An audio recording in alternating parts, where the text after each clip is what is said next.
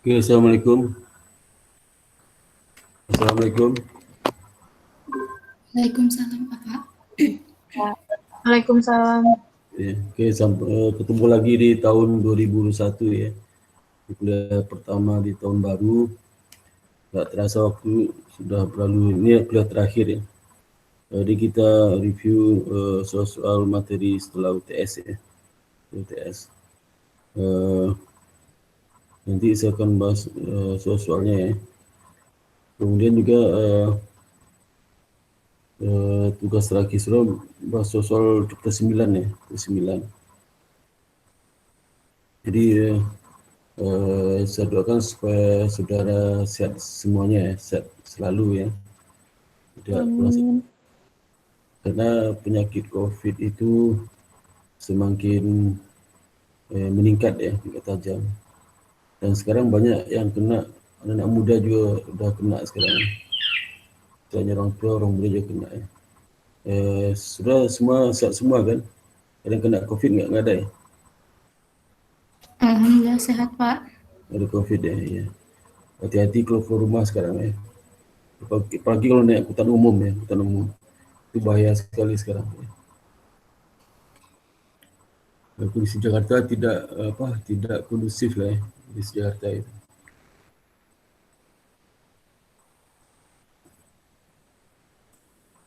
Saya akan share soal yang akan dibahas ya.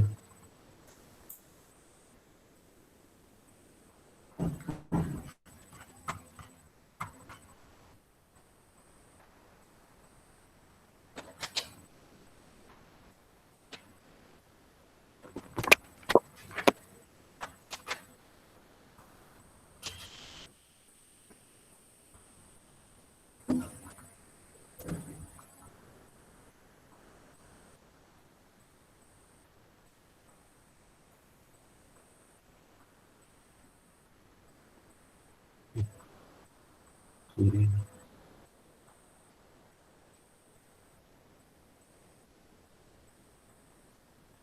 Sorry.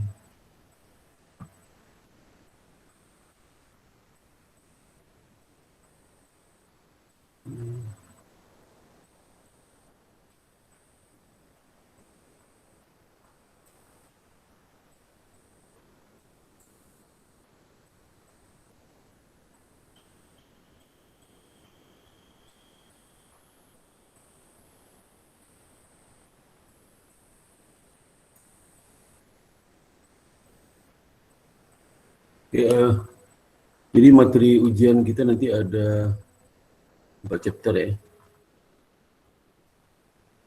Yang pertama chapter 6 ya, itu inventory. Yang kedua itu chapter 7. Chapter 7 itu mengenai fraud and internal control, ini mengenai cash. Ya. Kemudian juga yang 8 chapter accounting for receivable ya, akuntansi untuk hutang ya. Kemudian yang terakhir chapter 9 people asset, natural resources dan intangible asset ya. Jadi sampai jam 2 jam 2 aja. Jam 2 sudah rapat ya. Di chapter 6 ini memperkenalkan bagaimana kita menghitung presiden akhir, harga pokok presiden akhir sama harga pokok penjualan. Yang menggunakan metode FIFO rata-rata dan ditambah dengan LIFO. LIFO itu secara akuntansi itu tidak digunakan ya, tapi satu hari kita bisa saja belajar LIFO itu.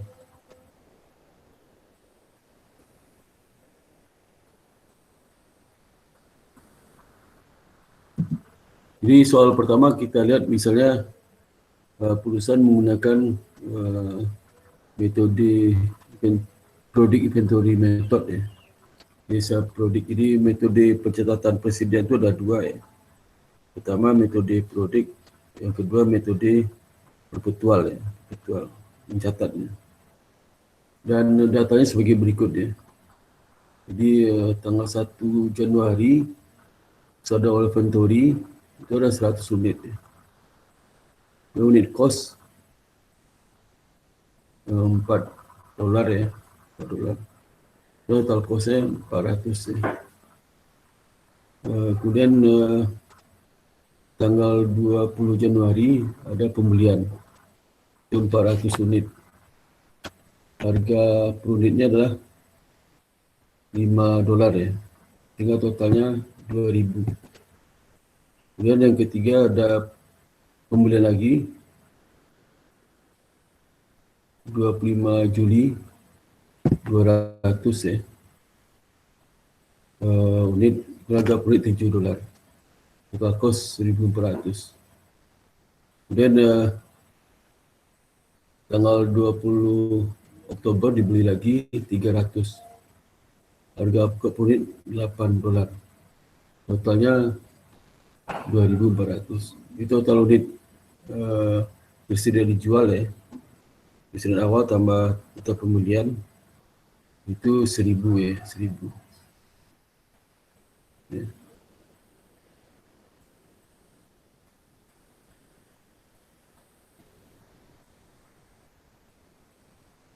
Kemudian hasil perhitungan basic ya, persediaan tanggal 31 Desember terlihat bahwanya persediaan di tangan ada 350 unit. Ya, itu sisa 350 unit. Dari 1.000 unit ini sisa 350 unit ya. Unit. Nah, pertanyaannya dengan asumsi menggunakan metode FIFO, hitung berapa nilai persediaan akhir 31 Desember. Yang kedua, dengan asumsi perusahaan menggunakan metode average cost method dalam menentukan harga pokok penjualan sama harga pokok persediaan akhir, hitung berapa nilai harga pokok persediaan akhir 31 Desember ya. Yang ketiga, diasumsikan bahwa perusahaan menggunakan metode LIFO ya. LIFO, cari berapa nilai harga pokok persediaan akhir 31 Desember ya. Kita lihat kalau menggunakan FIFO itu ya, FIFO itu aturannya yang pertama masuk, termasuk itu yang dibeli ya, sama persediaan awal, sama pembelian, itu masuk. Itu dia pertama juga keluarnya, first out. Keluar itu apa? Dijual ya, dijual. Sehingga kalau pertama dibeli, pertama juga dijual, endingnya lah yang terakhir dibeli ya. Terakhir ending inventory berarti yang terakhir dibeli. Jika seperti itu. Ya. Berarti enggak ini. Ya. Paham enggak saudara? Paham, Pak. Iya, Pak. Paham, Pak. Jadi itu maksudnya. Jadi kalau karena asumsinya pertama masuk, pertama keluar. Nah, kalau kita menghitung ending inventory, itu saja ending inventory yang berasal terakhir masuk. Dari masuk kapannya? Tanggal 20 Oktober ya. Dan endingnya ada 350 endingnya. Jadi 300 berasal dari pembelian tanggal 20 Oktober, sedangkan 50 lagi berasal dari pembelian tanggal 25 Juli. Ya. Jadi kita bisa hitung 300 dikali 8 yang pembelian tanggal 20 Oktober dapat 2.400. Lalu sisanya 50 unit dari pembelian yang kedua terakhir di tanggal 25 Juli. Per unitnya 7. Jadi 50 ke 7 dapat 350. Sehingga harga pokok ending inventory lah 2.350. Sedangkan unitnya lah 350 unit. Lalu cara yang sama kalau kita hitung menggunakan metode rata-rata itu kita hitung kalau menggunakan fisikal ini kita hitung rata-rata dari barang tersedia dijual ya, tersedia dijual. Ya. Jadi persediaan awal tambah total pembelian ya, pembelian. Itu maksudnya. Jadi artinya apa? Artinya ini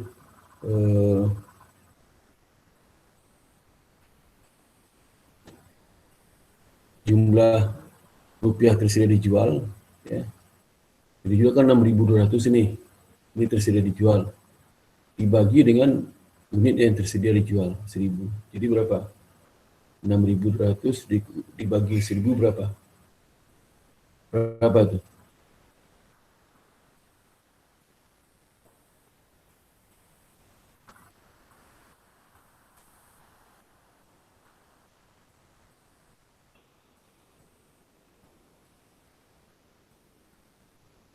Ada orang ya?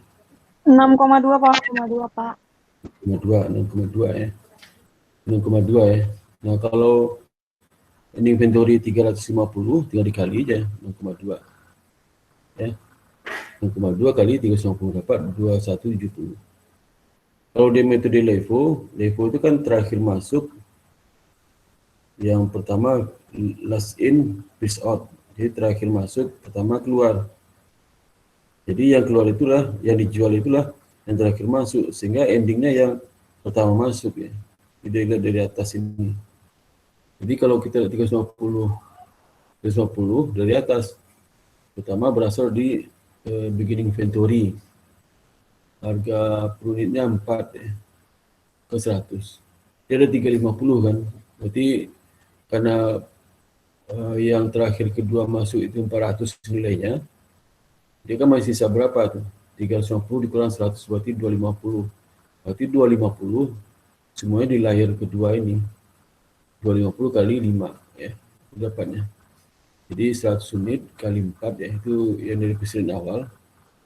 Karena ada 350, sisanya 250, kebetulan dari kedua ini ke 400 nih. Ini bisa nutup ya. Jadi 250 kali 5, 1250. Dapat 1650 yang inventory. Jadi kita lihat terjadi perbedaan hasil kan. Jadi kalau FIFO ini karena ending itu berasal pembelian terakhir, pasti lebih tinggi nilainya. Karena harga kan naik terus. Sedangkan LIFO karena berasal dari yang pertama masuk, berarti lebih rendah. Dan di antara FIFO LIFO itulah nilai dari rata-rata. Ya. Yang soal 62 ya. Ada pertanyaan yang saya beri sini? Tidak, Pak. Enggak, Pak. Ada pertanyaan nggak ada ya? Enggak ada, Pak. Yang soal nomor 62 ya. 62 ini bisa perusahaan menjual berbagai produk ya. Nah, salah satu dari item yang paling laku dijual oleh perusahaan ini ya, itu namanya WAMO ya. WAMO itulah jenis dari persediaannya. Nah, di bawah ini analisis dari pembelian dan penjualan persediaan yang bersangkutan yang tersebut ya, selama bulan Maret ya.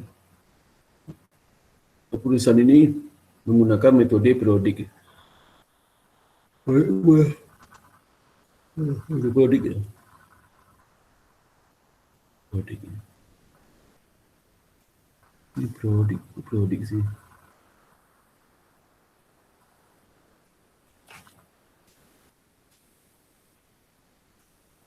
Ya, yeah. Simprodik ya. Nah, kita lihat ya, 1 Maret ya. Hasil awalnya lah, ini bulan Maret kan ini. Kasih selama bulan Maret. 1 Maret itu ada 100 unit. Harga pokok unit 40. Tanggal 3 Maret ada pembelian 60 unit. Sehingga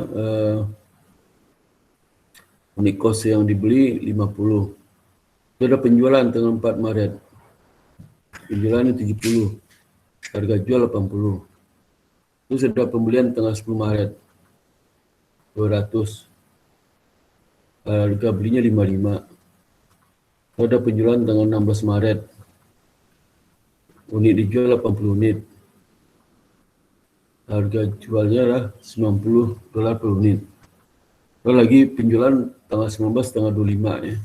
Tanggal 90 unit, harga jual 90, harga jual sama nih. Dan tanggal 25 juga dijual 70 unit, harga per unitnya sama 90. harga per unit ni, harga jual per unit ni.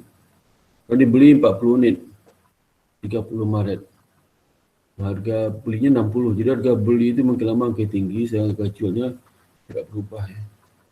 Nah, dengan menggunakan asumsi FIFO, hitung berapa jumlah dibandingkan kepada harga pokok penjualan dalam bulan Maret ini. Harga pokok penjualan itu karena ada penjualan berapa? Ada 4 kali ya. 10, 16, 19, 25. Okay. Penjualan. Berapa harga pokok penjualan? Yang diketahui soal kan harga jualnya. Dan yang ke B, dengan menggunakan metode rata-rata tertimbang, hitung berapa jumlah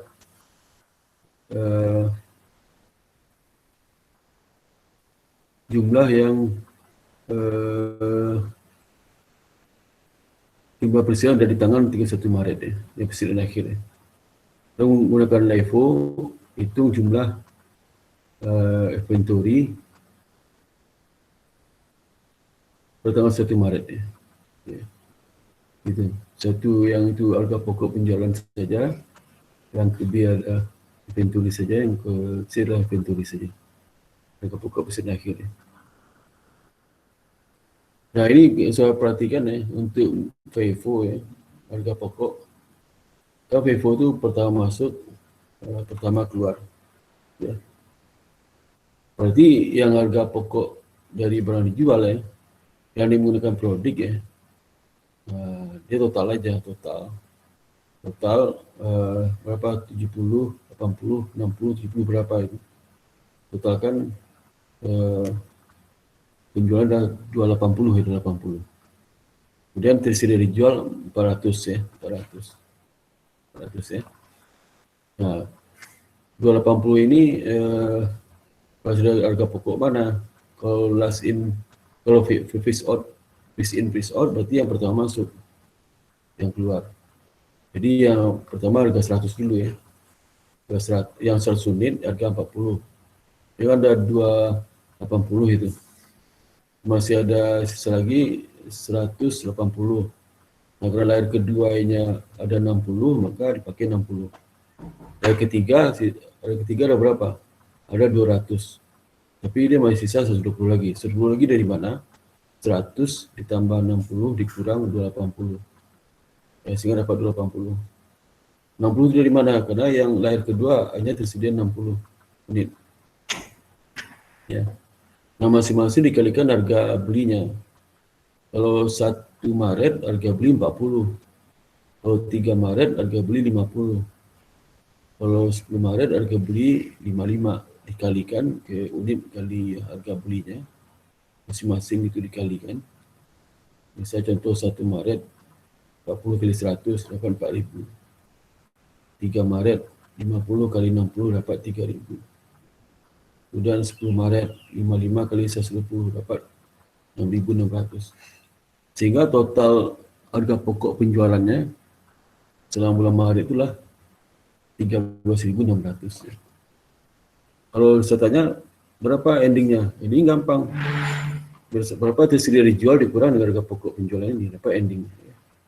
Gitu.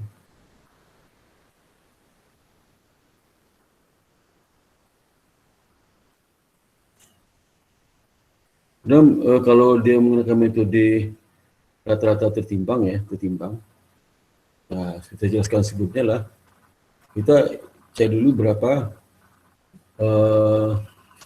jumlah barang tersedia dijual ya, sama unit tersedia dijual.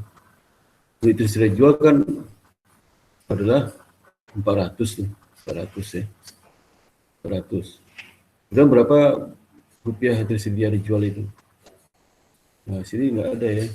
Jadi sudah harus cari ini kan dicari nih ya, dicari masing-masing. Jadi 100 kali 40 berapa dapatnya? Ya. Ditambah 60 kali 50. Ditambah 200 kali 55. Tambah 40 kali 60. Dapatnya berapa? Ini kan langsung, ini kan jawaban kunci nih. Nggak boleh jawaban seperti ini. Kalau jadi saya salahkan nih. Cuma datang nggak bisa tahu. Ya. Jadi harus tahu, saya hitung juga berapa, hitung berapa unit tersedia dijual, berapa rupiah rupiah yang bisa dijual. Nanti dibagi ya. Rupiahnya di sini dapatkan 2400 tuh. Dia bagi unit 400, jadi harga rata-rata per unit 51. Jadi kalau persen akhirnya itu adalah berapa? 400 ya, sorry. Berapa tadi? 280. Maka tinggal dikalikan 51 kali 280. 20 dijual ya. Ending berapa? Ending adalah 280 dikurang 400 280 dapat 120.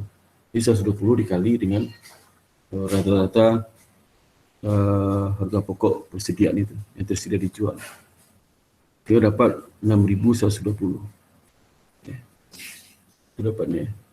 Dan kalau yang ketiga lah dengan menggunakan metode LIFO, berapa persen akhir ya? Metode LIFO ya. Metode LIFO itu metode LIFO itu kan seperti saya jelaskan tadi, kalau last in first out ya, berarti terakhir masuk itu yang pertama keluar, berarti endingnya yang pertama masuk ya, yang masuk belum terjual. Sehingga kalau dia tadi kita tahu ending itulah sudah dijual 400 dikurang titik. Jadi 400 dikurang 280 dapat 120. 120. Ya. Sehingga 120 itu dapat dari mana? Dari yang persediaan awal dulu 100 kan, yang awal ini 100 nih.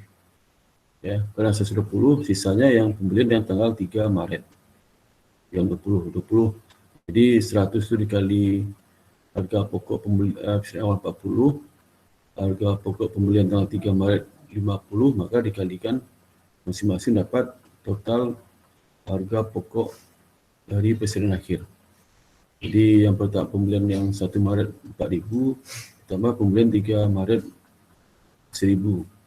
Ini ending inventory. Ini inventory 120 berasal dari pembelian, berasal dari persediaan awal, sisanya berasal dari pembelian tanggal 3 Maret. Ya. Unitnya pakai sama. Kalau persediaan awal pakai unit yang persediaan awal. Kalau pembelian tanggal 3 Maret pakai unit harga pokok unit tanggal 3 Maret. Dapat 5.000 ya. Jadi itu ya, jadi ya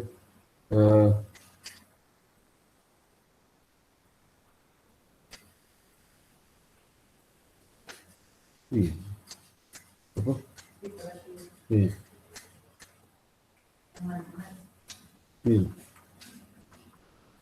Oke, kira pertanyaan sampai sini? Pertanyaan sampai sini nggak? Belum ada, Pak. Belum ada, Pak.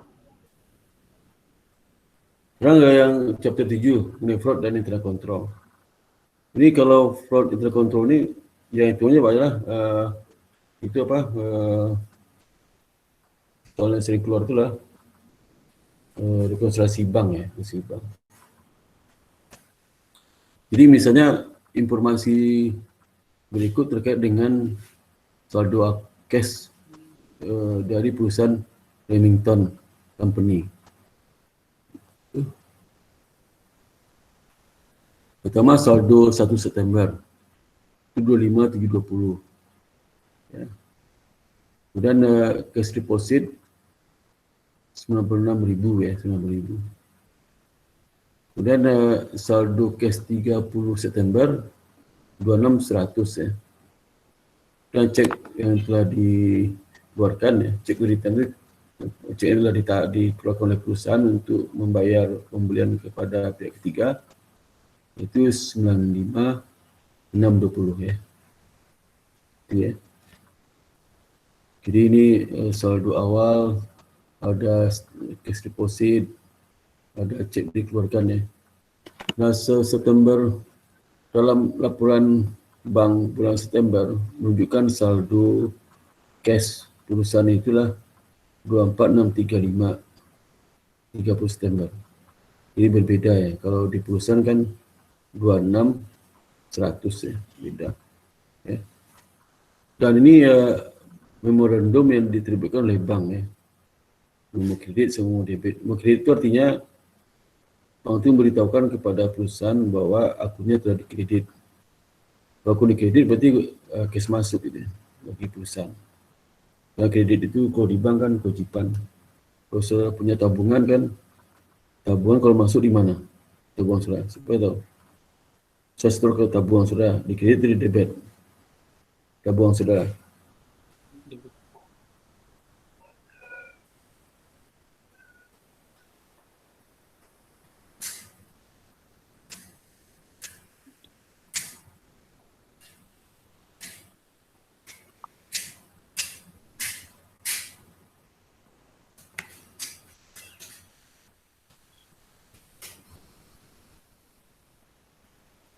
Tidur semua ya? Tidak, Pak. Jawablah, jawab apa? Kalau bilang nggak tahu, bilang nggak tahu. Biar ada suaranya. Debit bukan Pak? Di debit. Apa? Di debit. Jadi kalau kita setor uang di tabungan, di debit ya. Ada buku tabungan nggak sekarang? Sudah. Coba lihat di tabungan. Kalau saya setor uang ke bank, tabungan saya debit itu kredit. Perhatikan nggak ini? Kredit, Pak. Kenapa ada kredit?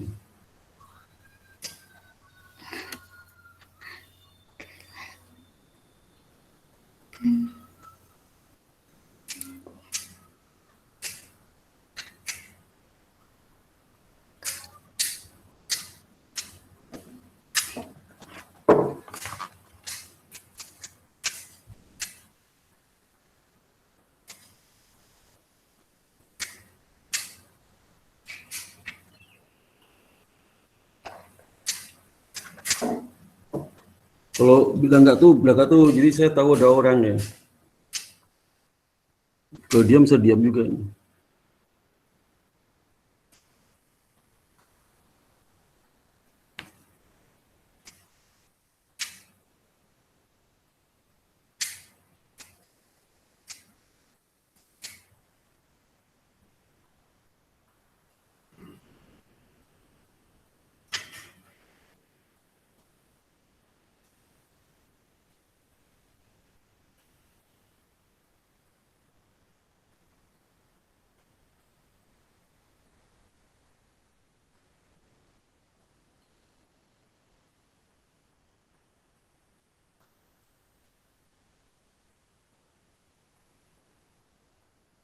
Coba pertanyaan saya terakhir apa? Kenapa dikredit? Kenapa bank mengkredit tabungan? Kenapa bank mengkredit tabungan saudara? Kita store ke dia.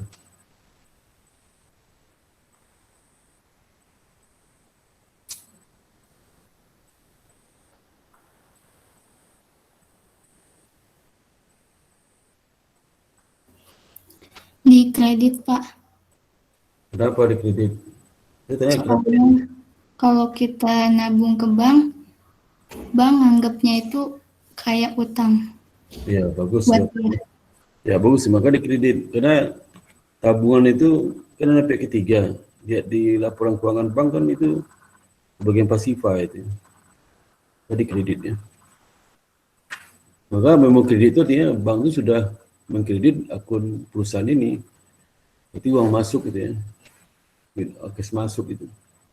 Tapi kalau ada lagi memo debit, debit itu memberitahukan bahwasanya akun perusahaan itu giro ya di bank dia sudah debit.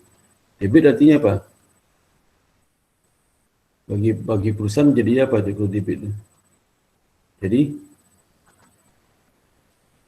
Aset harta kas, Pak. pas yang keluar ya tarik ya. Nah, ini memo kreditnya. Seperti misalnya ada penagihan wesel ditambah bunga. Weselnya 1.250, pokok tambah bunga. Itu perusahaan belum tahu itu ada duit masuk ya. Dan ada bunga yang diperoleh dari rekening giro itu. Bank yang hitung 65. Dan yang debit yang kuasa gironya didebit oleh bank, informasi ini itu ada not sufficient fund, cek kosong. Jadi perusahaan terima cek cek kosong. Terima cek, perusahaan sudah anggap itu penerimaan, tetapi di bank juga penerimaan. Tapi begitu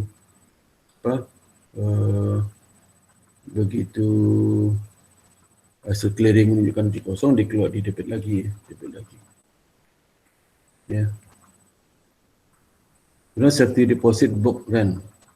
Ada perusahaan ini mungkin menyewa safety box di bank, sewa per bulan $75. Ya. Itu pengeluaran yang bank belum tahu itu. Kemudian tanggal 30 September, deposit intrasit. Deposit intrasit itu adalah setoran masih dalam perjalanan, ya. Di mana belum sampai di bank, ya. Jadi perusahaan sudah nyetor ke bank, tapi bank belum catat itu. Mungkin catatnya besok, ya. Jadi besarnya 6695. Dan juga ada cek yang sudah dikeluarkan oleh perusahaan, pihak ketiga itu belum uangkan di bank. 4575. Diminta siapkan negosiasi bank tanggal 30 September, September itu. Nah, jawapannya ini, pertama kita harus mencari masing-masing dari sisi bank, saldo yang laporkan bank kan 24635. Nanti kita adjust dengan pertama deposit intrasit, ya. Bank itu perusahaan store ke bank, tapi bank belum terima, belum mencatatnya. Ini 6695, ya. Jadi totalnya ini sebentar, ya.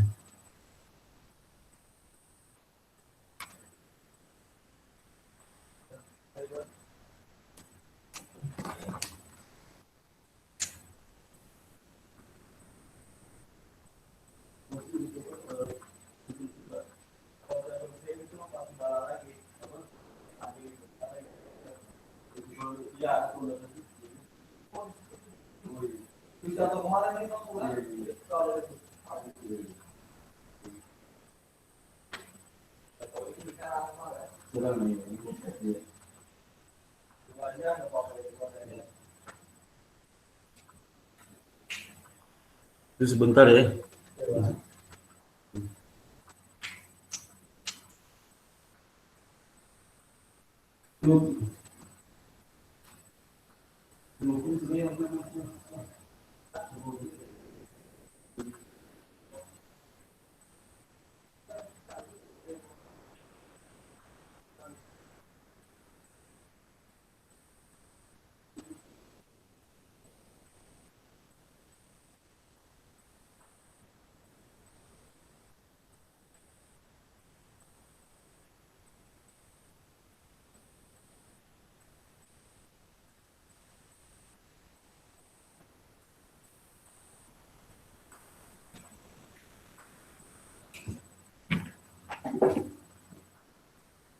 Mari kan kau mau.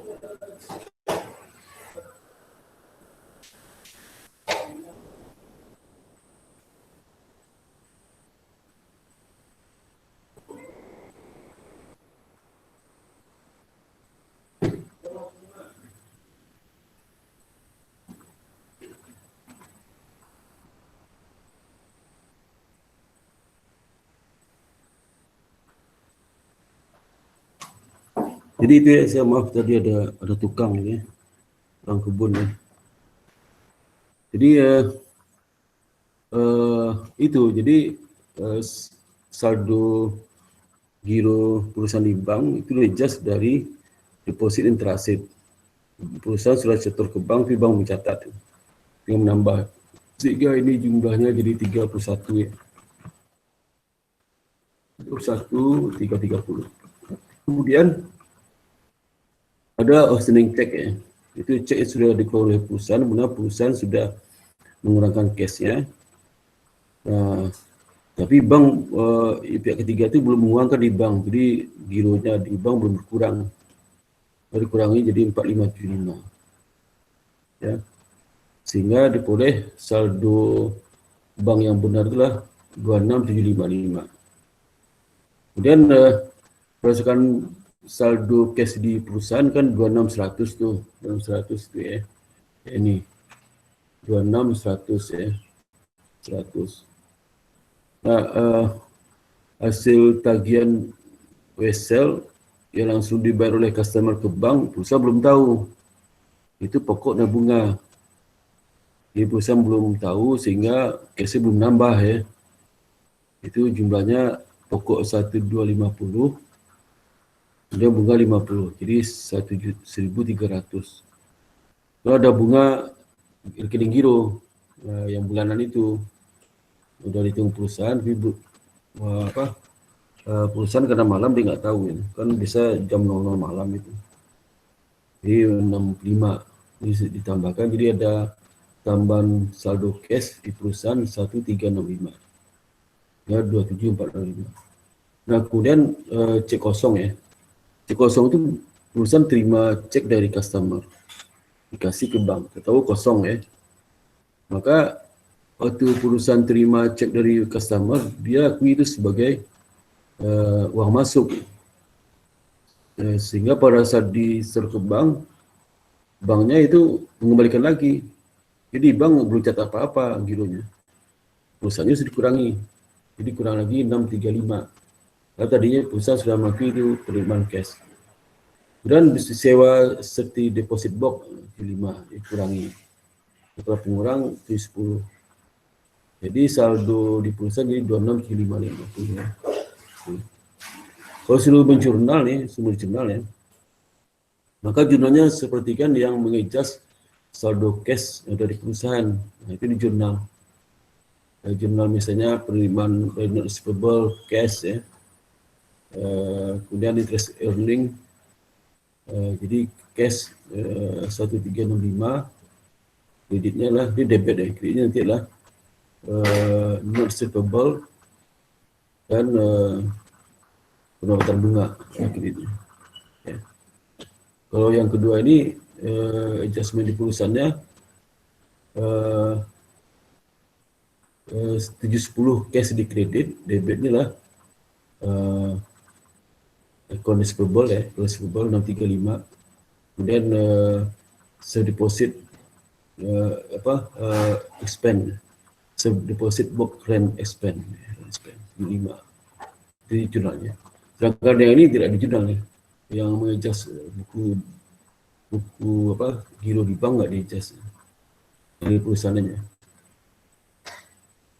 Nah, itu soal nomor 1. Soal kedua ya, itu terkait dengan rekonstruksi bank juga ya. Misal Lemon Board Company bank statement untuk bulan September menunjukkan bahwa saldo cash di bank 7.000. Dan perusahaan mencatat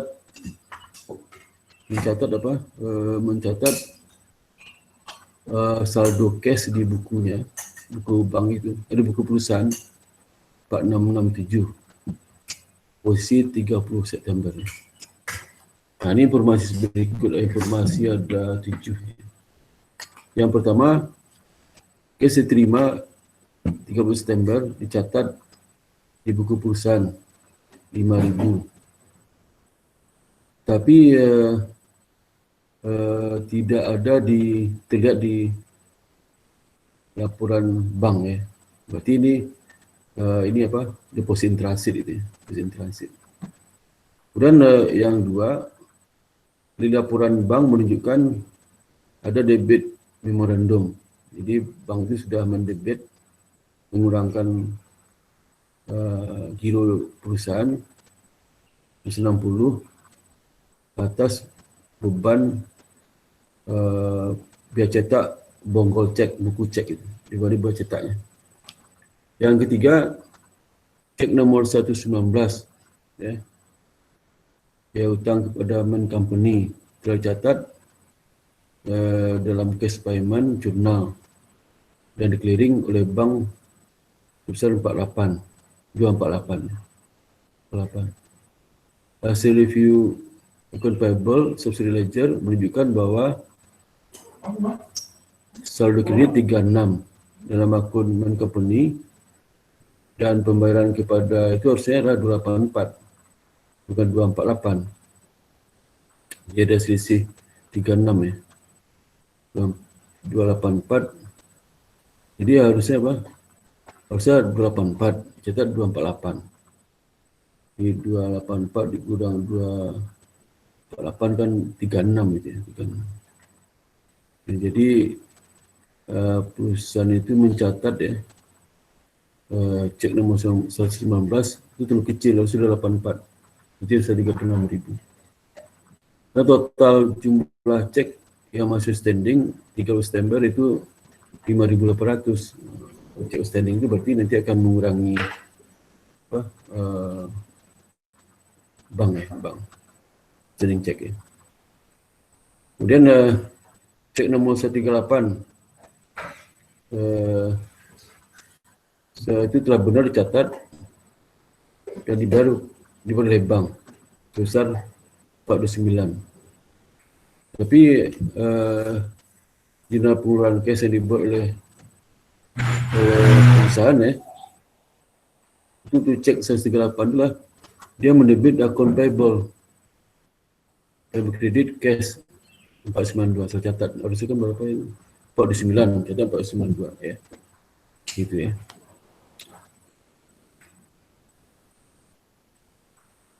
Catat ini. Dan yang keenam, bank mengembalikan cek yang di store oleh perusahaan ke bank 530 karena kosong, not sufficient fund ya. Dana kosong. Berarti tadi bank kan sudah mencatat penerimaan cash, jadi kurang lagi di bank ya, di perusahaannya. Dan bank memasukkan ada kredit memo, artinya perusahaan gironya sudah dikredit sebesar 2060 terkait dengan tagihan wholesale customer yang disetor ke bank langsung oleh customer, sehingga perusahaan belum tahu. Itu nilailah 2.000 pokok tambah bunga 60, jadi 2.060 ya. Itu berarti di perusahaan harus diakui ya, harus dicatat. Instruksi sajikan laporan bank rekonsiliasi ya dari perusahaan ini per 30 September. Sehingga jurnal penyesuaian, jurnal ya. Tadi yang ini bisa bikin jurnal itu tadi, tapi nggak ditanya ya. Soal sebelumnya. Nah, juga perhatikan ya. Jadi saldo cash bank kan 7.000 ya, 7.000. Jadi 7.000 ini ya. 7.000 ya. Kemudian dari ada deposit in transit. Artinya deposit in transit ini perusahaan sudah menerima setoran 100, tapi di bank nggak kelihatan, padahal dia sudah store ke bank. Jadi bank tambahkan lagi 5.000. Jadi saldo cash di bank jadi 12.000.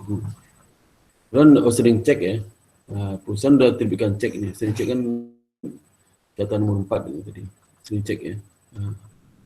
Itu besarnya 5.800. Jadi kurangkan. Maka saldo cash buku di bank adalah 6.200.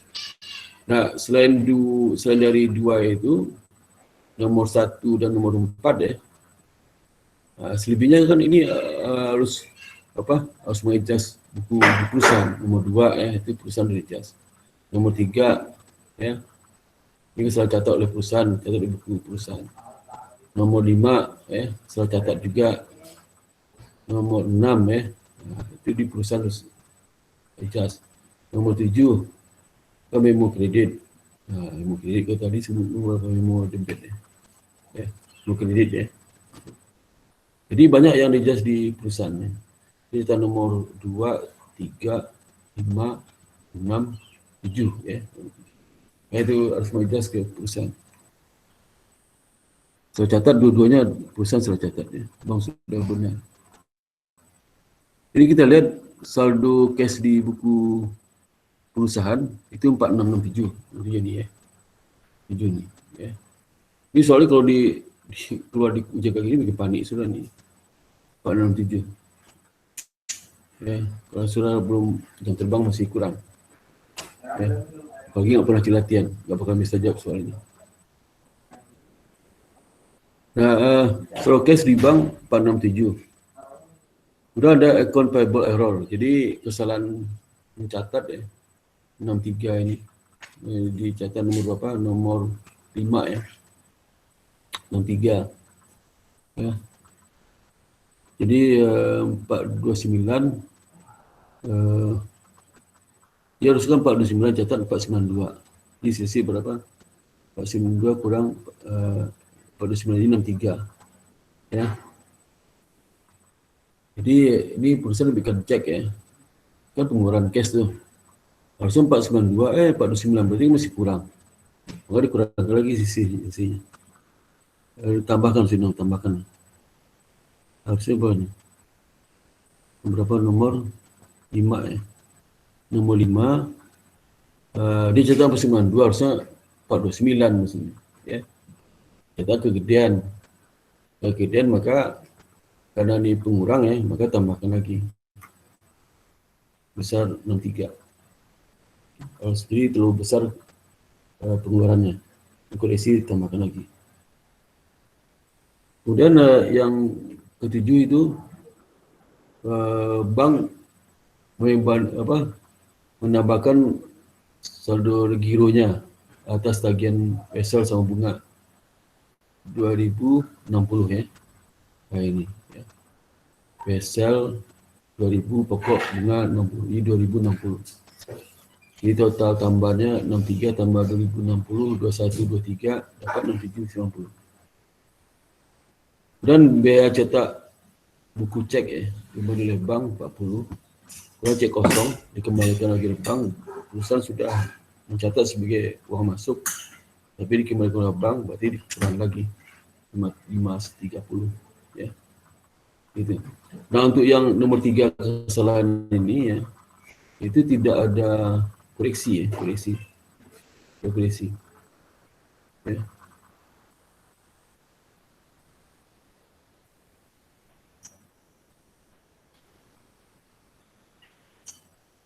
Jadi karena di banknya sudah sama 248 ya, perusahaan catat case payment jurnal dan di bank juga 248 ya. Jadi banknya juga salah catat itu. Nanti dia kembali lagi, nggak perlu di-clearkan ya. Nah ini jadi selalu jadi nomor 1200 ya. Ini soalnya tricky sekali soalnya. Kalau sudah nggak banyak latihan nggak akan bisa nih soalnya. Nah tadi saya katakan kan sudah bikin unit position. Unit position adalah item yang digunakan untuk mengadjust saldo cash di buku perusahaan. Ya, kalau yang item untuk mengadjust saldo buku di bank nggak usah di-adjust ya, nggak di jurnal penyesuaian. Nah kalau di sini ada 4 kan, pertama account payable error ya, error itu. Jadi account payable terlalu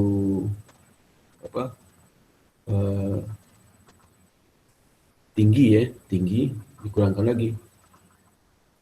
Kalau misalnya terlalu tinggi sehingga dia kan dikurangkan ya. Mana 63 terlalu rendah. Mau tambahkan lagi 63 cash di 63 ya. Mengoreksi kesalahan cek nomor 138 ya. Ya. Nomor berapa 7 ya. nombor 5 ya, 5. Ya. Ini sudah 429. Kita 492 ya. Kemudian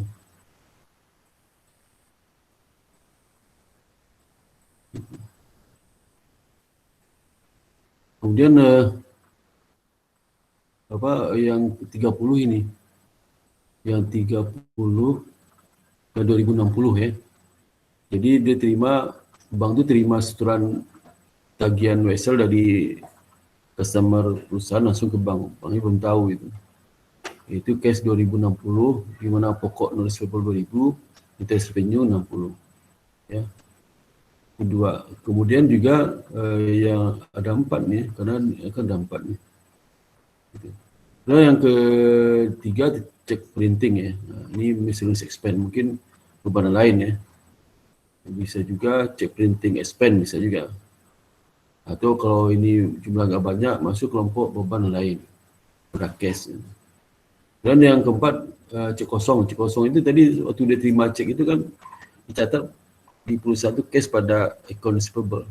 Ternyata nggak jadi, dibalik lagi. Kalau nggak jadi dibalikkan lagi. Account receivable pada cash ya. Di jurnalnya. Kira pertanyaan di sini. Pertanyaan seperti sini.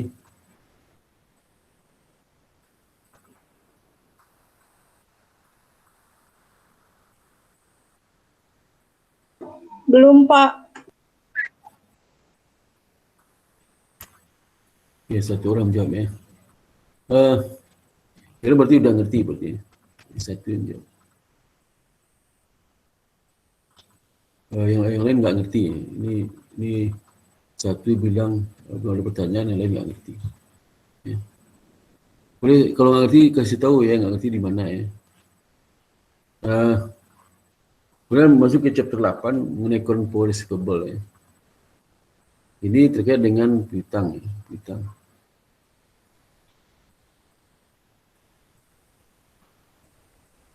Jadi ini ada soal ya. Ini soal PT Prasejahtera Raya. Itu perusahaan ini telah menggunakan metode allowance ya, metode allowance. Jadi dia menggunakan AFDA, allowance for the full account ya. Secara akuntansi kita harus menggunakan allowance method ya.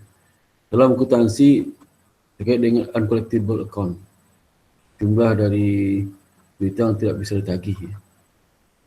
Berdasarkan pengalaman sebelumnya, itu menunjukkan 5% dari account receivable itu biasa tidak bisa ditagih. Jadi kalau piutangnya 100.000, 5% 100.000, itu saldo piutang tidak tertagih. Nah, berikut ini saldo akun yang dipilih 31 Desember terkait dengan piutang kali ya. 31 Desember 2019 dan 31 Desember 2020 sebagai berikut. Ya. Pertama adalah net credit sales ya. Penjualan kredit bersih ya. Kalau posisi tahun lalu ya, tahun lalu itu 400. Posisi tahun 2020 ini 450. Ya.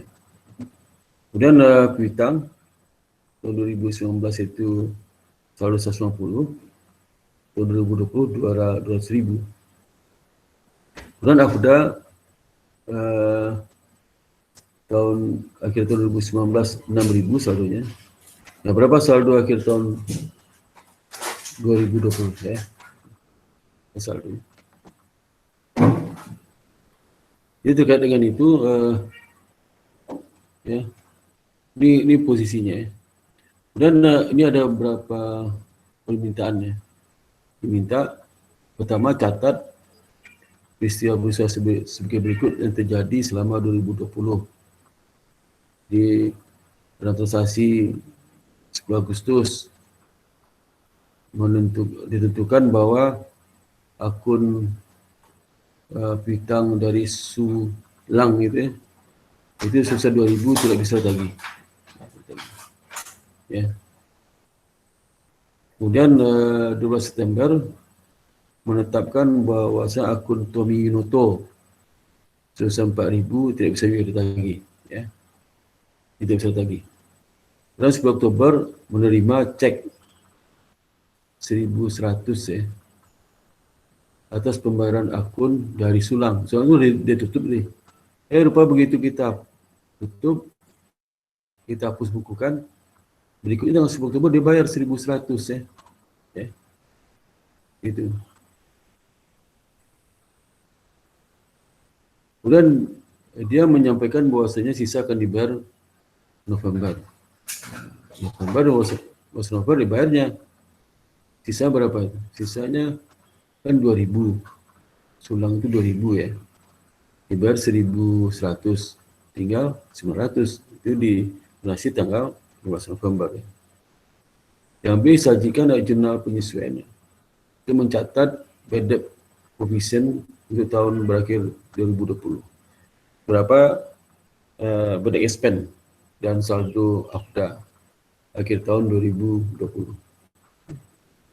Yang C, berapa saldo AFDA di Desember. Berarti yang B itu tanya yang bad debt expense aja. Kalau yang C saldo AFDA-nya. Ya. Nah, jawabnya gini ya. Jadi kalau pertama kan mencatat ya. Kalau 10 Agustus kalau ditetapkan bahwasanya Sulang ini tidak ditagih, tinggal kita kreditkan akun receivable-nya, debitnya AFDA. Karena AFDA itu untuk menampung kalau tidak tertagih. Ya. Yang Desember juga si Wood account ini dia tertagih juga, nggak bisa tagih sama sekali. Maka kita akun sebelumnya dikredit, debitnya AFDA besar 4.000, tadi 2.000. 10 Oktober, Sulang ini bayar ya. Dia datang perusahaan janji membayar, pertama baru 1.100, habis dibayar 900 ya. Mana nih? Dibayar berapa nih? 1.100 ya. Jadi 1.100 ini.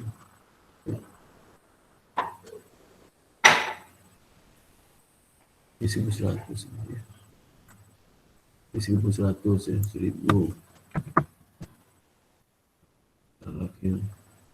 Salah dicatat ini. Ini 1.100 ya.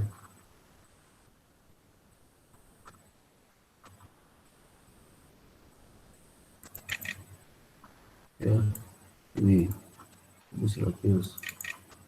Ini 1.000. Juga ya. Saya dibayar 50 bayar 900 ya. Ini kan apa?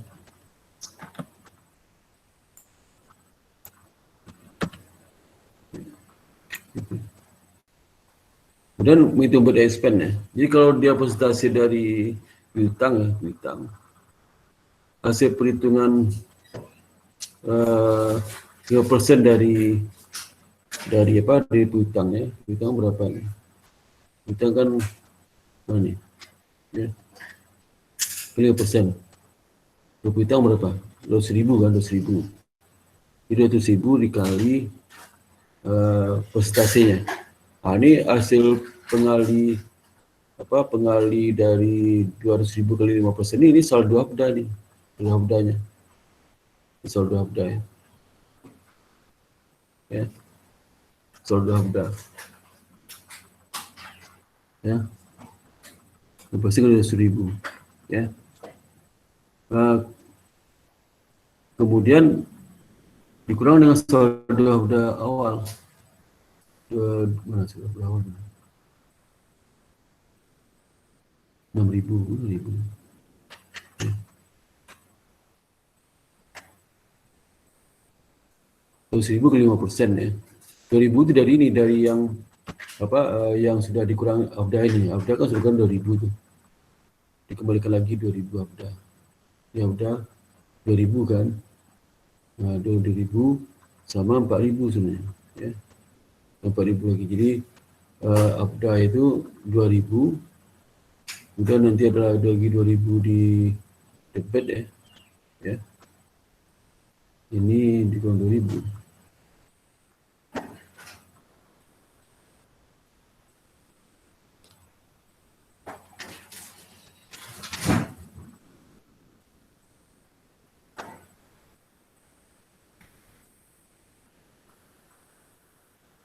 Ini udah dikembalikannya 2000 sama 2000 ini. 2000 dikurangkan 2000 lagi ya. Kalau 4000 kan enggak ya. 2000 enggak jadi ya. Sehingga 100.000 dikali 5% dikurang 2000 dapat 8.000 ya. Ini.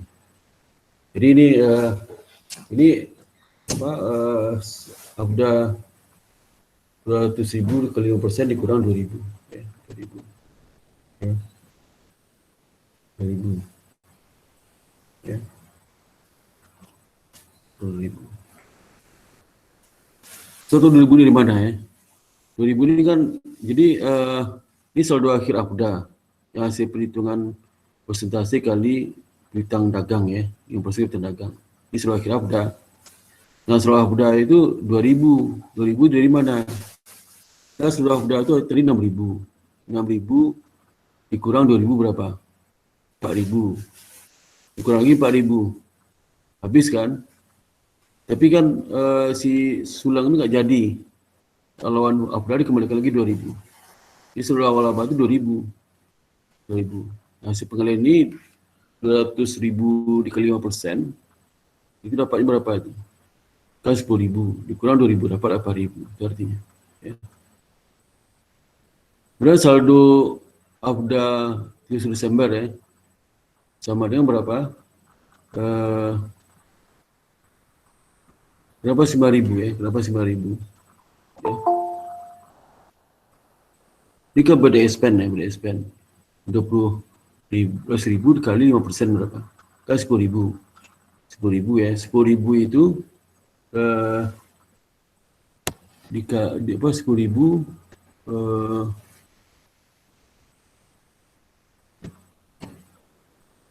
mana 6.000 ini 6.000 pertama ini dia mulai di sini 6.000 itu dikurang 2.000 ya, penghapusan dari dikurang 4.000, penghapusan di adjust lagi 2.000, tambah 8.000 yang ini yang pada expand 8.000.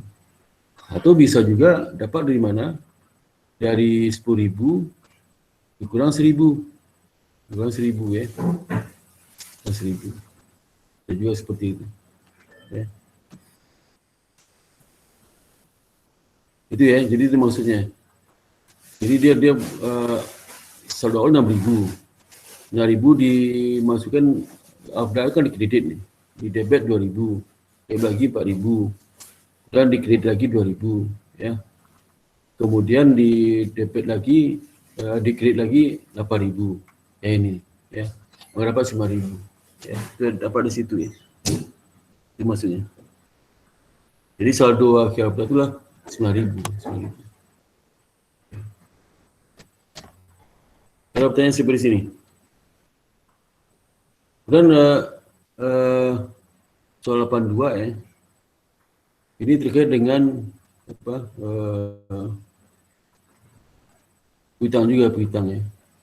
Di transaksi berikut dalam bentuk jurnal umum PT Menyor Perkasa.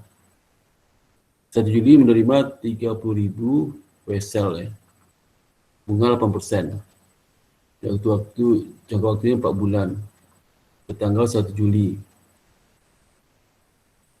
Itu ada pertanyaan nggak? Soal 81 nggak ada pertanyaan?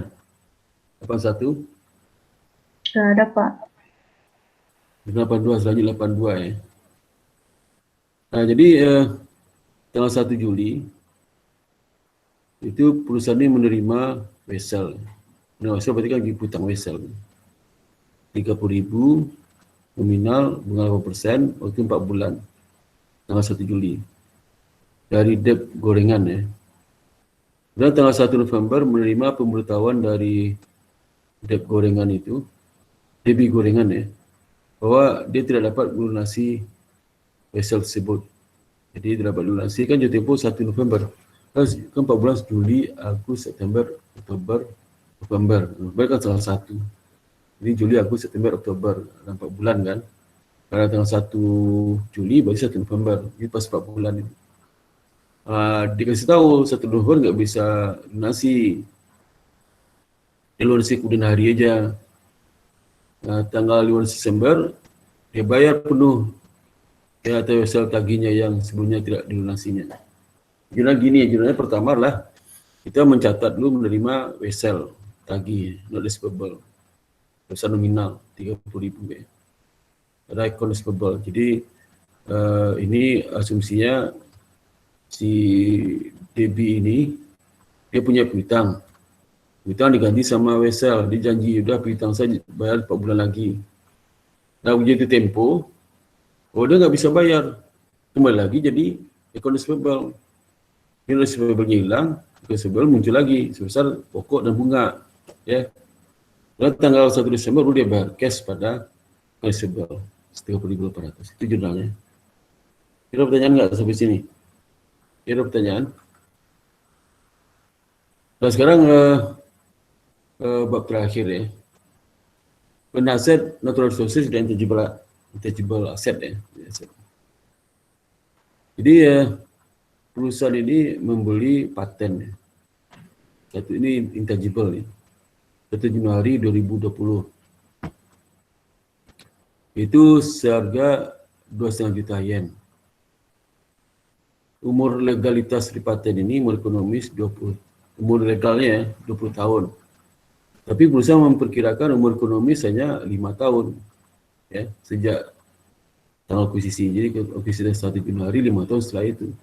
Meskipun secara hukum dia masih bisa dipakai selama 20 tahun. Tanggal 30 Juni 2020, perusahaan membayar legal cost ya, 135.000. Ya, dengan menggunakan successful defending patent and infringement suit ya. Jadi ini terkait dengan paten. Jurnal mencatat homologisasi paten ya, 1 Desember 2020 seperti apa gitu, siapkan ya. Dan Clark Company membeli franchise ini 3 transaksi tapi tidak saling berkaitan ya. Masing-masing berbeda. Clark Company membeli franchise dari Tasty Food Company sebesar 400.000 1 Januari 2020. Franchise adalah untuk umur waktu tidak terbatas dan memberikan perusahaan hak inklusif untuk menjual produk Tasty dalam teritorial yang sudah tertentu, misalnya hak jual di daerah Surabaya saja gitu, tak boleh daerah lain. Dan siapkan jurnal untuk mencatat akuisisi dari franchise itu. Ya. Dan jurnal penyusunan diperlukan akhir tahun 1 Desember 2020 ini Pak Musisi Paten franchise. Sudah Holmes Company ya, melakukan riset, telah terjadi biaya riset ya, melakukan biaya riset sebesar 500.000 tahun 2020 terkait dengan pengembangan new produk ya. Siapkan jurnal untuk mencatat tahun 2020 ya terkait dengan biaya riset itu yang telah dikeluarkan sebesar 500.000 tahun 2020 ya. Dan adakah jurnal polis itu sudah dibuat ya. Jadi ini ya. Jadi kalau ini tangible lebih gampang soalnya ya, kecuali goodwill ya. Ini misalnya paten pada saat dia itu 1 Januari ini betul Desember itu mana? Jadi saat 1 Januari itu di jurnal apa? Jurnalnya adalah debit paten ya, rate-nya cash sebesar berapa? 2,5 juta yen. Dan akhir tahun 2020 dia ingin penyusunan untuk mengakui biaya amortisasi expense. Ingat intangible asset itu menggunakan metode garis lurus saja ya. Jadi kalau dia harga per 2,5 juta dibagi 5, karena kan 5 tahun hak ekonomisnya, dapatnya 500.000 ya. 100.000. Dia 500.000 dapatnya. Kemudian pada bulan depan, bulan Januari sumber. Atau bisa juga dalam bulanan ya, ini 30 Juni, ini tanggal 30 Juni ya, perusahaan membayar legal cost. Jadi itu kedua legal cost ya, legal cost berapa? Ini 1.000 paten ya, legal cost 135.000. 135.000 itu untuk 54 bulan. Legal cost itu untuk untuk 20 tahun ya, 20 tahun ya.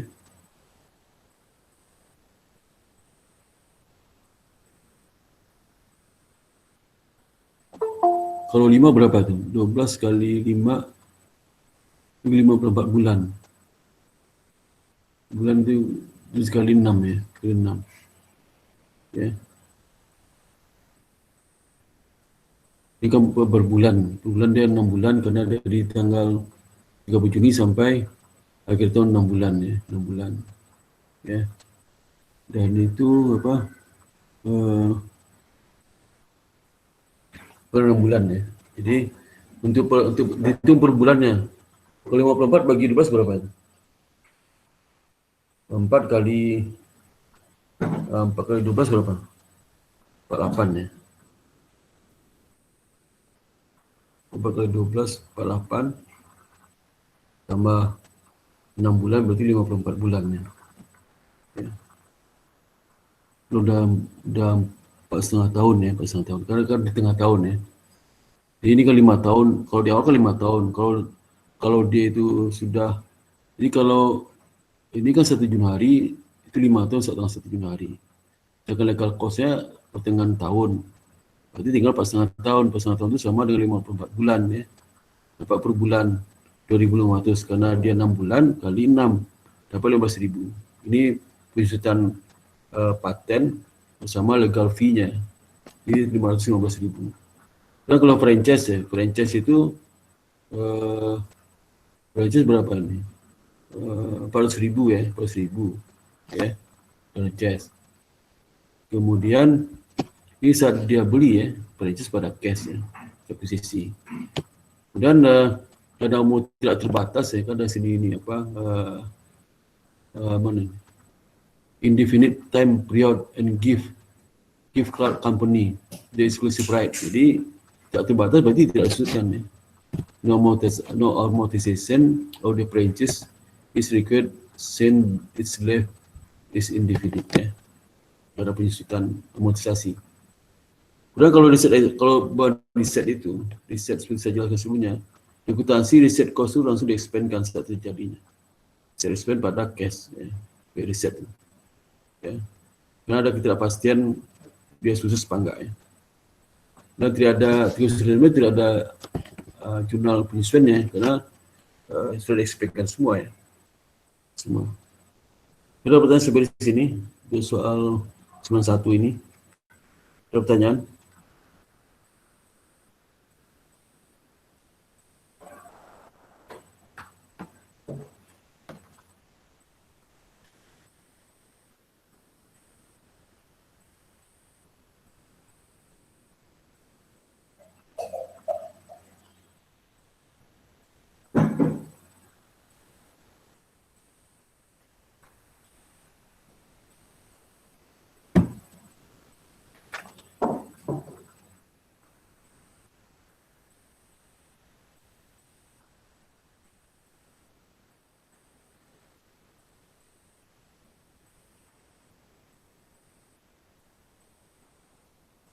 Saya nunggu jawabannya. Kemudian saya diam juga.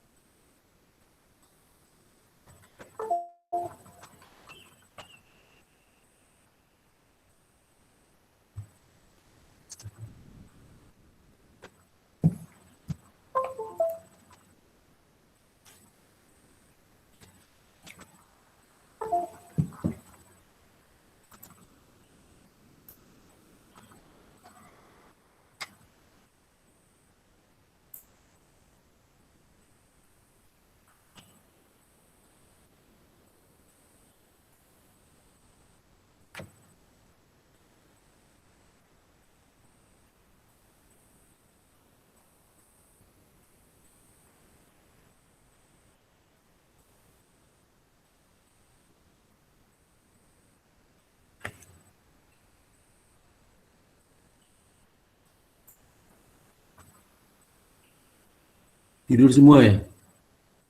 Atau kita selesaikan sekarang ini ya, kalau memang nggak ada orang ya. Saya selesaikan kuliah sampai sini aja ya. Jangan, Pak.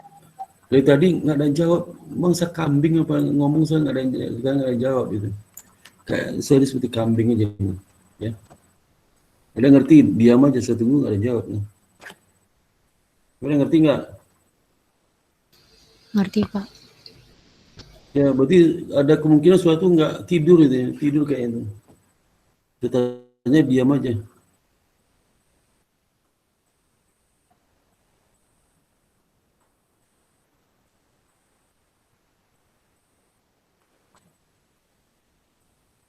Nah soal 92 ya.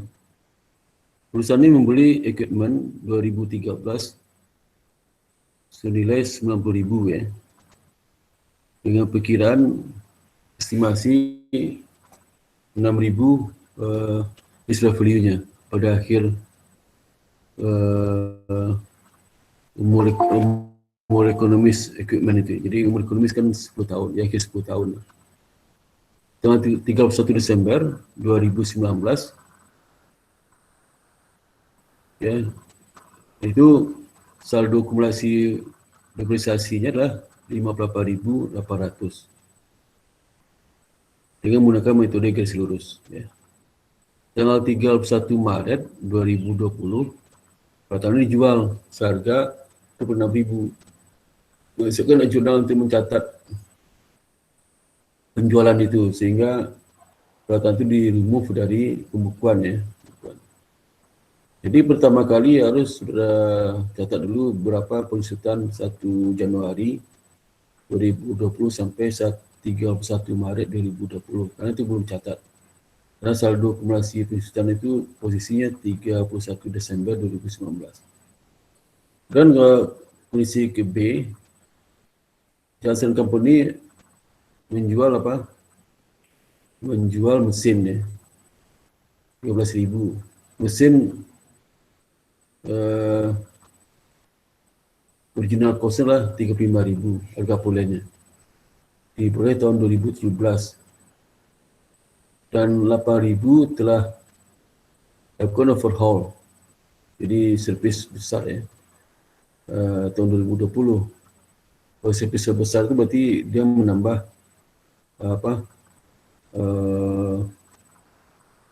bisa mengurangi akumulasi, bisa menambah harga pulangnya. Nah ini dibebankan kepada machinery account, berarti dia ditambahkan ke mesinnya, bukan mengurangi akumulasi. Akumulasi depresiasi mesin tanggal penghentian itu 28.000. Penghentian 28.000 ya. Penghentian itu maksud saat tanggal dijual itu. Ya. Tanggal berapa nih? Nggak ada tanggal di sini dijual ya. Ya. Jadi kan dijual harga 15.000 ya. Nah, akumulasi tanggal penjualan itu 28.500 ya. Harga pulangnya 35.000. Dan pernah aku overhaul 8.000 ya. Siapkan jurnal untuk mencatat transaksi tersebut ya. Pelepasan penjualan dari mesin itu. Yang C, Donahu Company telah menjual peralatan kantor ya, yang memiliki nilai buku 7.000 ya.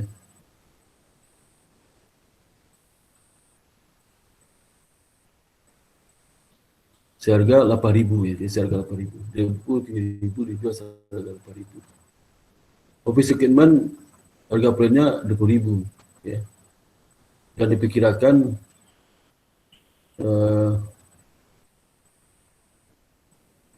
ada replacement ya, replacement cost 25.000 office equipment itu ya. Kemudian saja jurnal untuk mencatat penjualan itu ya. Penjualan dari dari mesin itu ya. Yang pertama ini T3 penjualannya ya. Jadi pertama penjualan tidak ada tambahan apa-apa, tidak ada biaya overhaul, tidak ada biaya apa.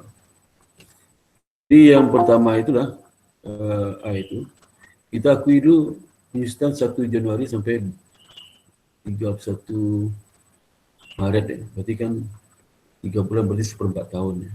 1/4 tahun. Kalau penyusutan per tahun berapa? Ya. Dibeli 90.000, 26.000, berarti 90.000 dikurang 6.000 dapat berapa? 84.000. 84.000 bagi 10 ya. Bagi 10. Itu dapatnya. Jadi jadi 84.000 dikali 1/4. 8.400 itu berarti 84.000 bagi 10 berarti per tahunnya 8.400. Karena dia 3 bulan berarti 1/4, berarti 1.100. Ini penyusutan harus dicatat untuk periode 1 Januari sampai 31 Maret, 3 bulan. Nah, kemudian yang kedua baru mencatat jurnal penjualan itu. Jurnal penjualan dari mesin ini, ya. Dari equipment ini. Kalau cara mencatatnya, nama kes terima berapa? 26.000 ini. Ya. 26.000 ini ya. Ini. 26.000 ya. Ini ya, 2.000. Kemudian rugi pelepasan dihitung dari mana? Dari nilai buku dikurangi dengan penjualan.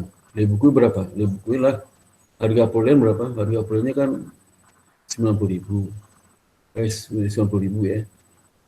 Kemudian dikurangi dengan akumulasi sampai 31 Desember tahun lalu. Berapa itu? 28.800 dikurangi penyusutan yang sudah diakui 3 bulan tahun 2020 2.100 ya. Ya. Jadi 58.800 tambah 2.100 jadi 60.000. Harga perolehan 90.000. Berarti 90.000 dikurang 60.900 berapa itu? Berapa? 90.000 dikurang 60.900 berapa? Nilai bukunya berapa itu?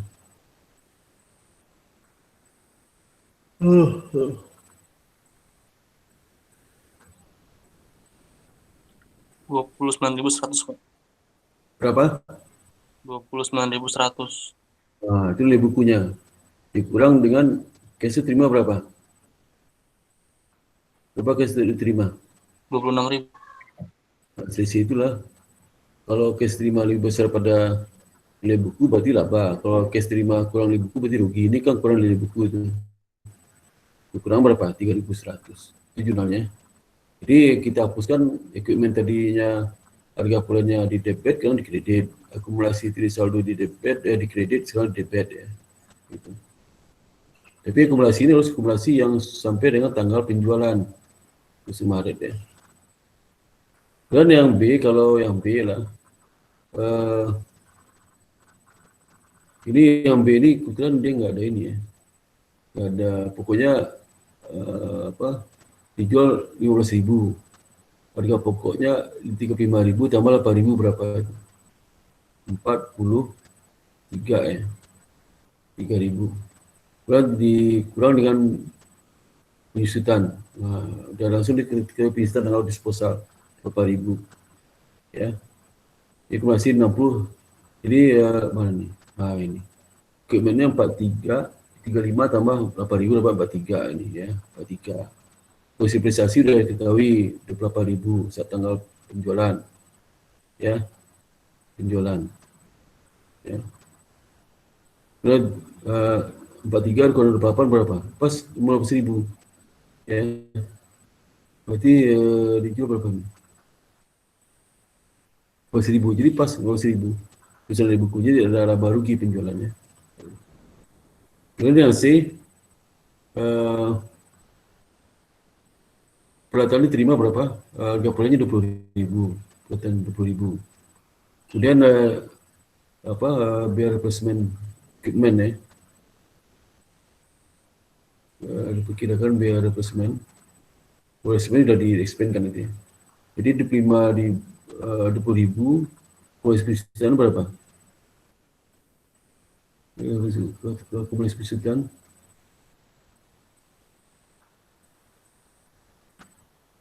pengusaha dikurang aja, kan di buku 7.000, harga perolehan 20.000, 20.000 kalau 7.000 berapa? Dapatnya lah 13.000 ya, 13.000 ya, ini dapatnya ini ya. 12.000 itu dapat dari nilai buku dikurang harga perolehan ni. Ini, ya. Perolehan. Dapat 13.000 ya. 13.000. Berapa tanya nilai bukunya 20.000. Kan tadi dapat di kredit ya. Nah, selisih nilai bukunya berapa? 20.000 dengan 13.000, 7.000. 7.000 nilai buku, tapi dijual 8.000. Untung di 1.000 ya. Ya. Kemudian ini yang terakhir pertukaran. Pertukaran itu sudah cari sendiri ya. Ada 2. Ini pertukaran ini sudah di sini rumah ya. Untuk buru ini setengah jam lagi absen ya. Ya. Nanti kalau absennya itu, ini ada jawabannya. Ini satu pertukaran ya. Nah, ini ya. Di masing-masing kasus beda, tidak selalu terkait ya. Kira pertanyaan sampai sini? Sampai sini enggak? Kalau enggak ada,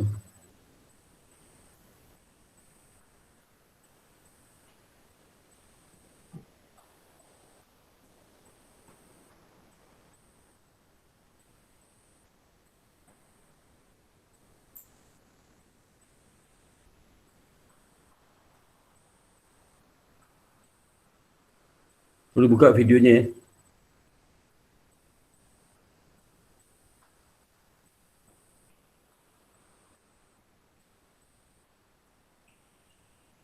Jadi kalau nggak dibuka, sangat absen ya. Sangat absen. Buka videonya.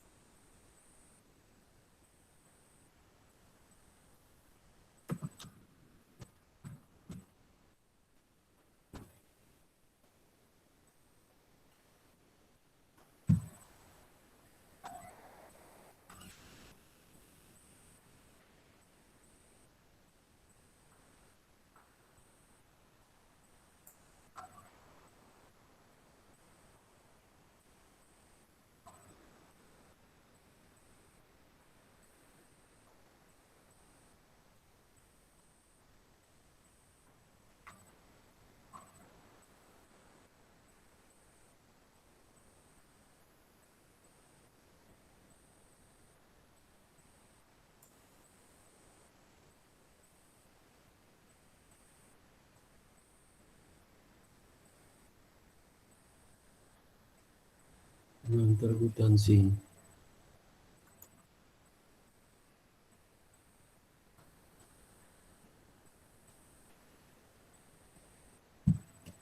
Ini kuliah terakhir ya.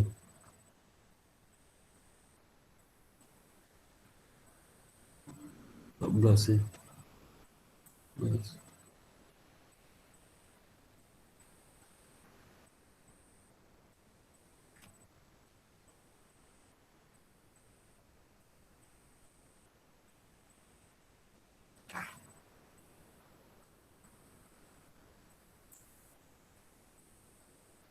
Unik ada unik. Hadir, Pak.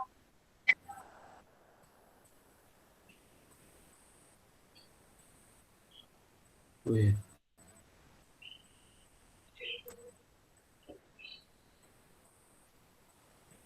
Minerva. Hadir, Pak. Minerva.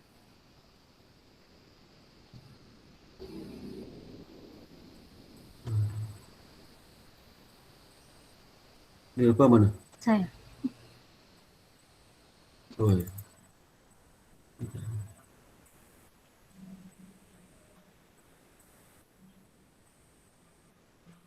Dinar Madinah. Hadir, Pak. Saya.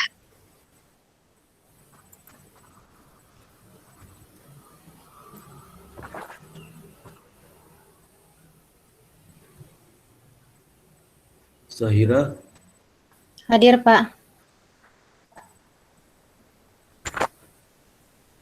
mana Zahira? Saya, Pak. Oh, iya.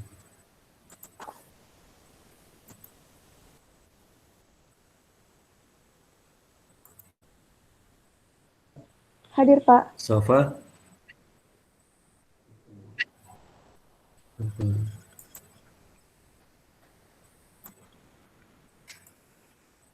Hafiz, Hadir, Pak. Saya. oh ya, Hafiz ya.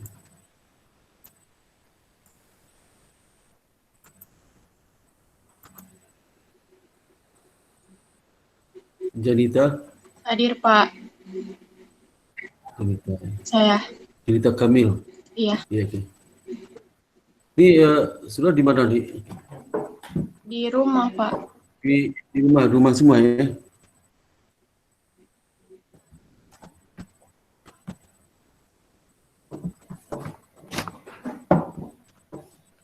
Janita ya, Janita Kamil.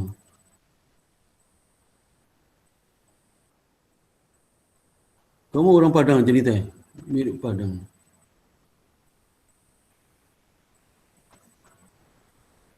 Intan, Hadir, Pak. Intan tadi. Intan. Tovan, Hadir, Pak.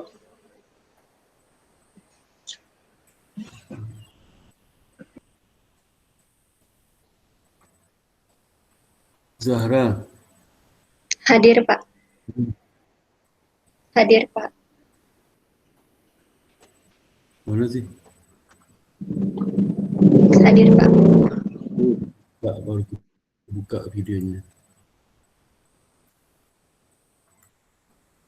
Andini, Hadir, Andini Pak. mana? Saya. Oh ya, Andini.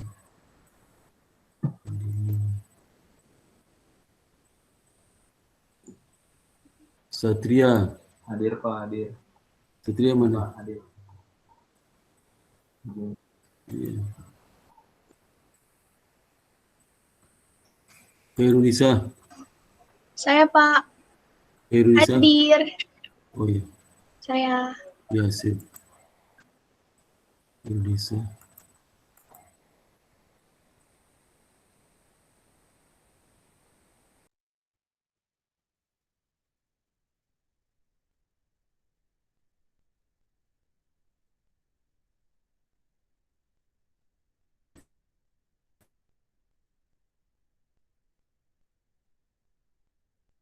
Di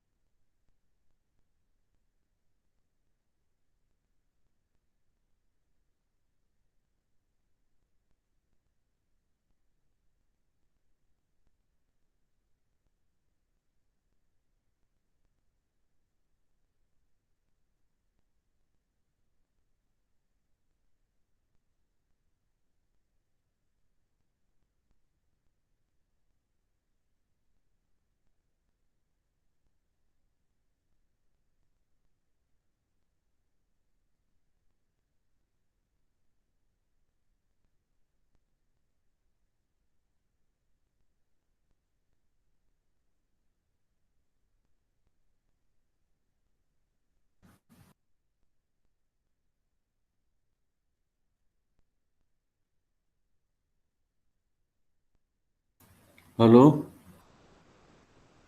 Iya, Pak. Halo, Assalamualaikum.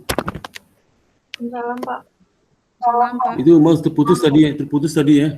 Iya, Pak. Pak, terputus, Pak. Apa itu keputus ya? Dia ada. Dia ada nggak? Pak. Ada saya, Pak. Ya, ini memang dia. Keputus tadi itu. Dan Fitriana? Saya, Pak, hadir, Pak. Fitriana ya. Bisa pakai data nih. Iya, Pak. Kemudian Faiza mana? Faiza ada? Faiza nggak ada. Pak, dia jaringannya error, Pak. Oh iya. Adara? Saya, Pak. Adara mana? Mana sih Adara? Oh iya. Adara. Pak Kruzi? Pak Kruzi ada? Ada, Pak. Hadir. Ada.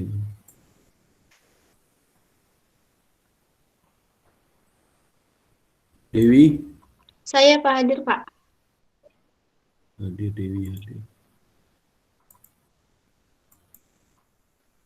Kemudian Marcel? Hadir, Pak. Marcel ada? Hadir. Marcel hadir. Iya, Marcel. Kartika? Pak Kartika internetnya error, Pak. Kartika. Tadi udah join tapi keluar lagi. Oh iya.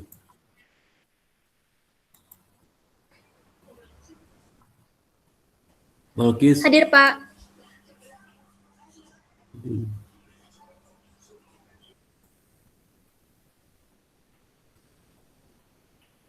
Nia ada Nia? Nia mana? Nia nggak ada? Iya. Latifah? Hadir, Pak. Latifah ada? Hadir. Latifah.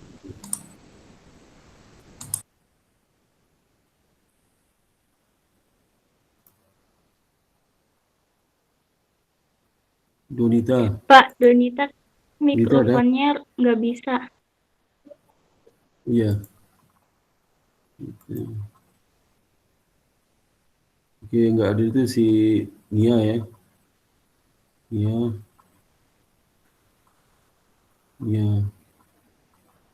Oke, cuma Nia aja nggak hadir ya. Oke, karena ini kuliah terakhir ya. Satu lagi mau rapat juga nih. Saya mohon maaf kalau ada yang saya sampaikan nggak berkenan ya. Dan mudah-mudahan sudah bisa menerima ilmu dari saya dengan baik ya. Kemudian juga untuk soal ujian UAS ya. Karena soalnya dibuat oleh 4 orang dosen. Jadi saya, Mbak Nova, siapa lagi itu? Ya, siapa yang ngajar lagi itu? Saya, Mbak Nova, siapa lagi? CPD ya. Sama Will ya. Ada 4 orang. Jadi soal saya di antara tadi itu saya kasih tahu ya. Tapi yang lain saya nggak tahu. Jadi paling tidak sudah bacalah ya. Latihan banyak ya, tetap 4 chapter, cuma 4 chapter ya. Mudah-mudahan sudah sukses semua ya. UTS kemarin banyak nyonteknya ya. Nyontek sudah. Banyak yang sama jawabannya. Ya. Jadi nyontek salah ya. Beberapa yang nyontek salah semua. Itu. Usahakan kerja sendiri lah. Saya khawatirnya sudah bagi-bagi tugas ujiannya. Soal 1 sambil mengerjakan, soal 2 sambil mengerjakan, soal 3 sambil mengerjakan, soal 4 sambil mengerjakan. Nanti di-share itu ya, di-share. Ya. Tinggal salin aja. Gitu. Itu sama semua soalnya. Ada 1, 2, 3 yang nggak sama ya. Tapi 80% banyak sama jawaban. Ya. Jadi kita nggak bisa mahasiswa lebih itu. Jadi tergantung saudara aja nanti ya seperti apa. Usahakan kerja sendiri lah ya. Dan itu yang dapat saya sampaikan. Nanti jangan lupa ya, nilai saya angka 5 ya. Kan nanti Soal nilai kan ada nilai saya tuh. Saya cek aja, cantiknya 5. Ya. Ada pertanyaan sampai sini? Ada pertanyaan sampai sini? Tidak, Nggak ada, Pak. Nggak ada, Pak. Nggak ada, kalau nggak ada, sampai ketemu di suatu saat nanti ya. Apakah semester depan kita ketemu lagi, atau gimana ya. Belum tahu kita ini ya. Mudah-mudahan kita nggak ketemu di pengantar potensi 1 sama saya. Yang ketemu lah ya. Kalau bisa seluruh semua ya. Kecuali yang benar-benar parah. Saya tugas kan rajin mencari tugas tuh ya. Itu dari nilai dari asistennya. Itu asisten nilainya 20%, saya nggak bisa ngapa-ngapain tuh ya. Kalau dikasih 40 saya masukin. Kalau dikasih 70 saya masukin. Itu 20% porsi nilai dari asisten mahasiswa. Ya, tugas kan 30%, 10% dari saya, 10% dari mereka. Kalau UTS, saya nilai saudara ya. Karena kalau tugas-tugas sekolah itu banyak pertimbangan ya, bisa mempertimbangkan nilai UTS juga, bisa mempertimbangkan US juga ya. Ya, ada lagi pertanyaan sampai di sini? Ada pertanyaannya? Kalau enggak, saya ucapkan alhamdulillah, assalamualaikum warahmatullahi wabarakatuh ya. Waalaikumsalam. Terima kasih, Pak. Waalaikumsalam. Terima kasih, Pak. Terima kasih, Pak. Terima kasih, Pak. Terima kasih, Pak.